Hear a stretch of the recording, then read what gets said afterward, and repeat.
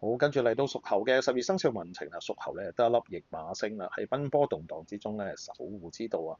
今年你嘅命格以驛馬星為主導啊，配合咗幾粒普普通通唔係太靚嘅星咧，形成咗一個動中嘅格局啊。成敗關鍵咧係在於點樣順應變動咧，同時化解哀星嘅氣嘅。驛馬星主導變動中嘅機遇同埋挑戰。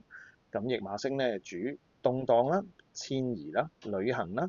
今年咧必然咧係周圍走咧去做嘢㗎啦，居住環境咧亦都容易改變嘅。咁喺變動當中可以隱藏新嘅機會，尤其咧係利於喺外地發展啊、外勤嘅業務啊、跨地域嘅業務等等嘅。主動計劃出差啦、外遊啦、進修啦，或者將被動變為主動去出擊嘅，從事需要走動嘅行業，例如運輸、旅遊、銷售等等咧，反而咧你係覺得有着數啊。今年你個生活節奏咧就好似超級 Mario 啊！咁咧，咁跳嚟跳去，記住跳之前咧要睇清楚嘅前邊嘅避開呢個毒蘑菇咧，咁就 OK 㗎啦。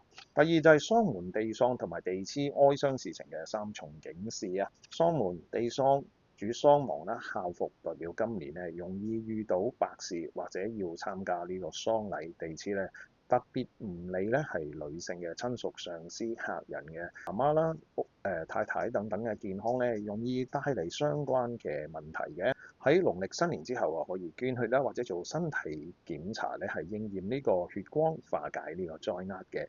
避免咧去一啲好疏嘅冇必要要去嘅探病問喪啦，尤其係女性長輩嘅健康要加倍留意嘅。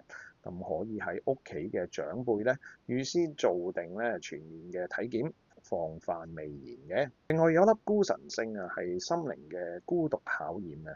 面對嘅事情咧，孤神主孤獨。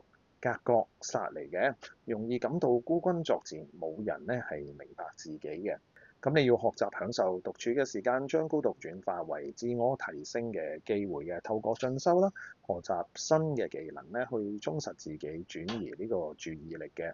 咁，與其勉強咧去融入一啲群體，咁不如同兩三個知己或者朋友保持親密嘅聯繫咧。總結屬猴咧，今年借助驛馬星之動咧，係避開一啲兇殺，而謹慎嘅心咧守住呢個親朋。化呢個孤獨為成長嘅養分嘅。咁我哋擁抱呢個變動啦，將工作嘅重心放喺外地、海外市場，能夠有效咁分散兇星嘅影響嘅家庭咧，係特別關注女性長輩嘅健康嘅，定期帶佢哋去身體檢查，避免陰氣嘅地方啦。而今年咧嘅大病星咧係喺呢個西北位嘅，咁災星咧就喺南邊嘅。大家要好好避開，而是非星咧就係西位嚟嘅。接受咧孤獨咧係成長嘅必經階段嘅事實啦，要專注自我嘅提升，唔好強求咧人際嘅關係嘅心態咧。我哋要學似一隻醒目嘅馬騮啊，要知道邊個時候咧要跳去第二棵樹嗰度啊。同時要記住咧邊個係自己最保護嘅後群，即係家人啦。咁記住啦，靈活變通同家庭嘅關懷咧係今年最大嘅護身符啊。以上就係屬猴嘅人咧喺2026年嘅流年運程啦。咁如果大家有咩唔明白，可以揾我，我可以幫大家打開呢個羽衣論咧，幫助大家運程改善嘅。